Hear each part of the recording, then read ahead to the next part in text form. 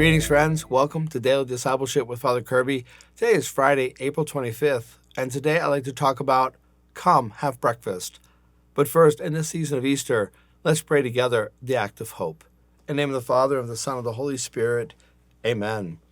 Oh my God, relying on your infinite mercy and promises, I hope to obtain pardon of my sins, the help of your grace, and life everlasting through the merits of Jesus Christ, my Lord and Redeemer. Amen. In the name of the Father, the Son, and the Holy Spirit. Amen.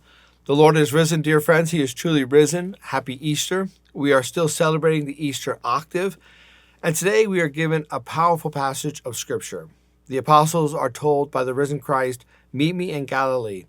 And when they arrive in Galilee, they are there on the waters of the Sea of Galilee, fishing, and they see someone on the shore. And suddenly it's announced, it is the Lord. And Peter is so filled with excitement and anxiety that he puts clothes on in order to jump in the water. Normally we take clothes off when we're going to jump in the water. He puts clothes on because there is some anxiety, there's some shame. Because the last time they saw the Lord, the last time Peter saw him was when he refused and rejected him, when he denied him. Peter puts on clothes, jumps into water, and swims to shore. Peter is there with the Lord Jesus, and as the boat comes, the other apostles approach.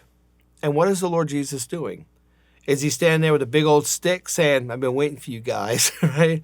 Is he filled with anger? Is he got his fists ready to go? No. Friends, the Lord Jesus, he is bent down and he's cooking them breakfast. He's making them breakfast. He's serving them. And as the apostles approach, like, what's going on?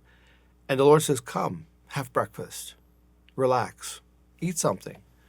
The Lord is there serving, no intimidation, no guilt, no shame, no harshness. Come have breakfast.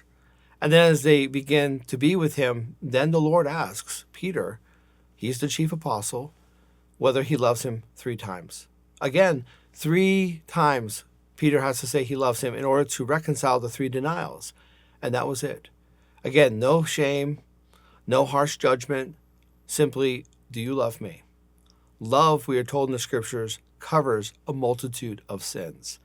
And it was precisely by the Lord Jesus showing humility, serving, making them breakfast, that the apostles could put their own defenses down and approach the Lord Jesus and echo in their own hearts what Peter was saying with his words.